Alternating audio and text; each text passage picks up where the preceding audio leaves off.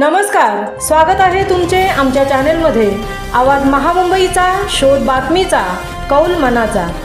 चला तर मग आमचे चॅनेल शेअर करा, लाईक करा आणि सबस्क्राईब करा। धन्यवाद। मतमोजणीसाठी प्रशासन सज्ज। मतमोजणी रविवार दिनांक 21 डिसेंबर रोजी होणार।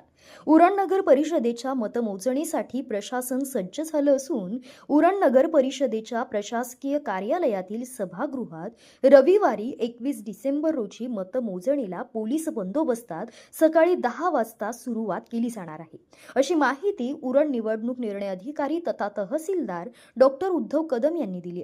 नगर परिषदेच्या नगराध्यक्ष व 21 सदस्य पदासाठी अशा एकूण 22 जागांसाठी 10 प्रभागातून मतदान झाले। 4 वर्षाच्या प्रशासकीय राजवटीनंतर उरण नगर परिषदेच्या होणाऱ्या निवडणुकीत नगराध्यक्ष पदासाठी 4 उमेदवार व 21 सदस्य पदासाठी अपक्षांसह विविध राजकीय पक्षांचे एकूण 49 असे एकूण 53 उमेदवार रिंगणात उतरले आहेत। उरण नगर परिषदेच्या प्रशासकीय कार्यालयातील सभागृहात रविवारी मतमोजणीला पोलीस बंदोबस्तात सकाळी 10 वाजता सुरुवात केली जाणार आहे। 10 प्रभागासाठी 10 टेबल लावले आहेत। मतमोजणीनंतर 2 तासात सर्वच निकाल जाहीर होतील, अशी माहिती निवडणूक निर्णय अधिकारी उद्धव कदम यांनी दिली आहे। न्यायालयाच्या आदेशानंतर मतमोजणी 18 दिवस लांबणीवर पडली होती।